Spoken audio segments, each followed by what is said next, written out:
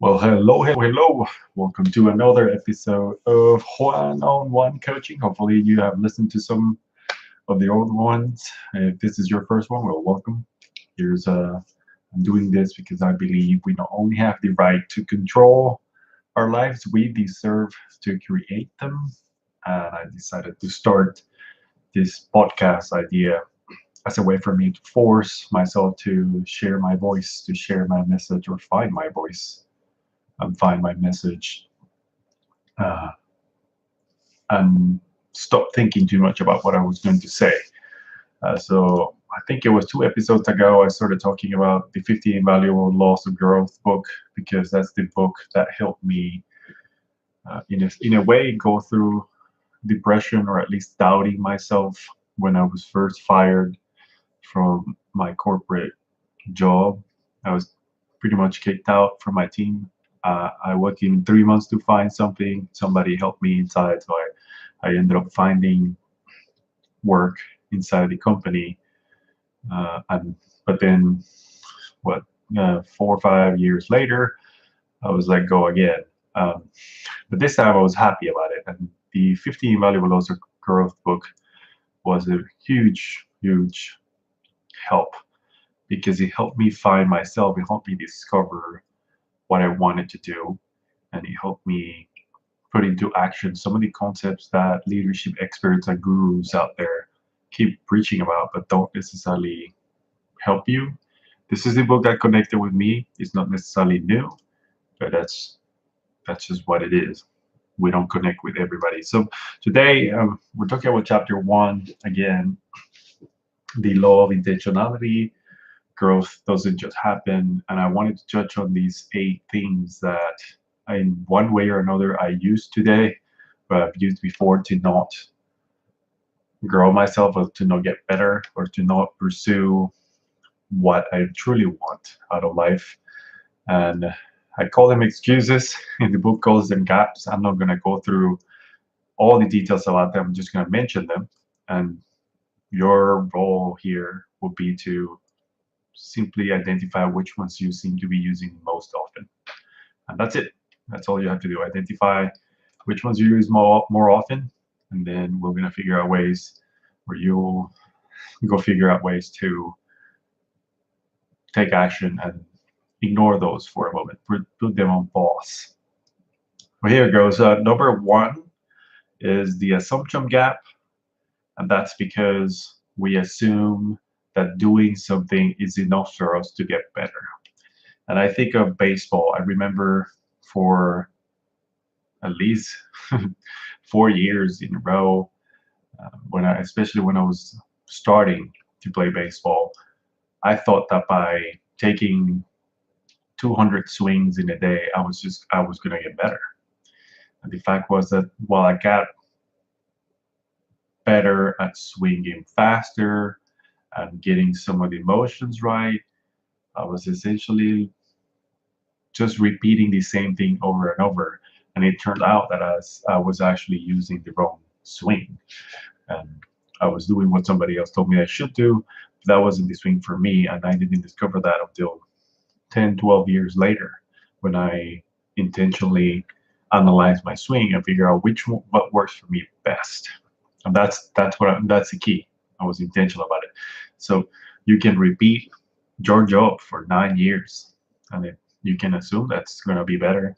But most likely, you learn something the first few years, and then the rest of the years, you're just repeating the same thing you already know. So you didn't really get better. It just took longer. Um, so that's the assumption gap. Doing is enough. Knowledge is the second one. The second one is knowledge. I do not know how to do. And this one's a really um, convenient reason.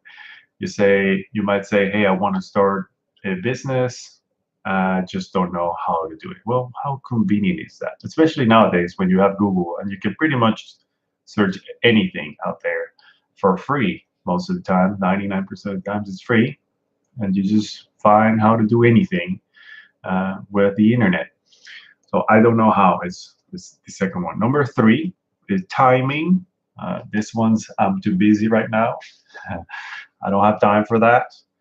And this is another cool one to use.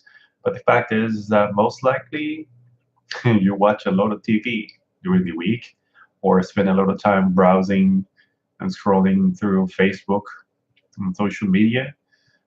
So the fact that you're saying you're too busy, I doubt it. There's nobody in the world that actually works focused for 8 hours straight. It doesn't happen. Somewhere in there, you have to take a break. You get distracted. You start wasting time. You start talking to people. That doesn't mean that you don't have to do those things. I'm just simply saying you have time for the things that you enjoy, value, and really, really want. The number four is mistake, the mistakes gap. I don't want to fail. I don't want to make mistakes. I don't want to look bad. And this one's good. Yeah, I mean, it's valid. We don't want to make mistakes. But the fact is that you got here making a lot of mistakes and you're still around.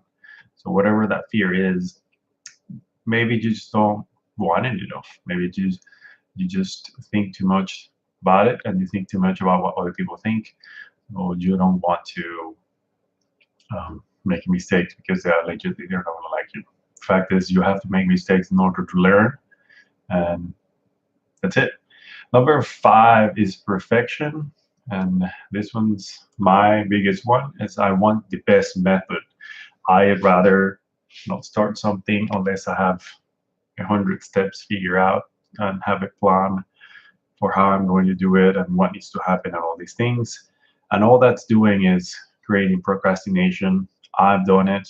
I've had ideas for many things, and I just procrastinate because I say I want the best method. And the fact is that many times they change, and once you start, whatever you have planned doesn't really work.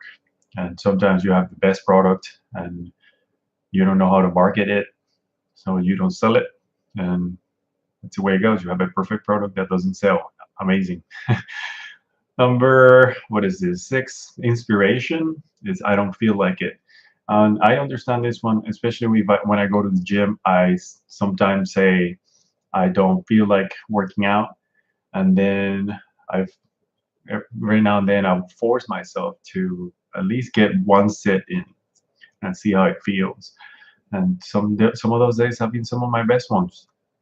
So one my mentor shared this with me. I'm not sure who said it, but he said, "Do the thing, and then you'll get the energy to do the thing." And this is related to many times we just have to start, and when we start seeing that we're making progress, we actually get excited about it, and we start doing it.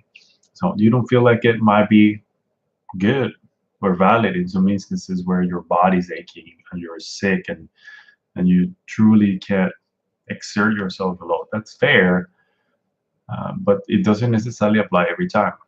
So give yourself maybe a tiny step to test it out and see if you're making progress and see how you feel then, and then just keep asking one step at a time.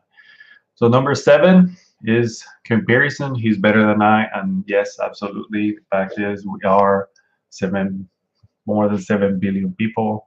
Somebody out there is going to be better than you. And for the most part, when we compare ourselves to other people, what we're doing is we're comparing a whole different context, a whole different background, a whole different set of variables. That person could be doing that thing for much longer than you are. That person could have a talent for what you're trying to do. The person could just simply have more discipline in trying and practicing what they're doing. So while I understand the comparison of it, I think the comparison should be done is in ourselves. If I try this 5 times, am I better at the end of the fifth time that I failed than when I started? Or am I the same? There's something I can do differently. No. And number eight is the expectation one. And the expectation gap is the one that where we think it's going to be easy. And then we find out it's too hard. So we start saying, oh no, it's too hard, it's too complicated. Absolutely. My response to that is you and I don't want it enough. When somebody wants something, they'll go to a lot of extremes to get it, especially if it's a do or die type situation, which you rarely encounter. But if it were a do or die thing, would you attempt to do it? If I were to promise you $1 million if you actually get it done, would you do it? How, no matter how hard it is, those are things you should question. So there you go. 8 gaps: the assumption gap, the knowledge gap, the timing gap, the mistake gap, perfection gap, inspiration gap, comparison gap, and the expectation gap. Which one of those is the one that you say or use the most? And start thinking about how can you take action? How can you be intentional about what you're doing and creating progress? That's all that it needs. That's all it takes. Um, that's my message for today. Have a good one, and I'll talk to you on the next one. Bye.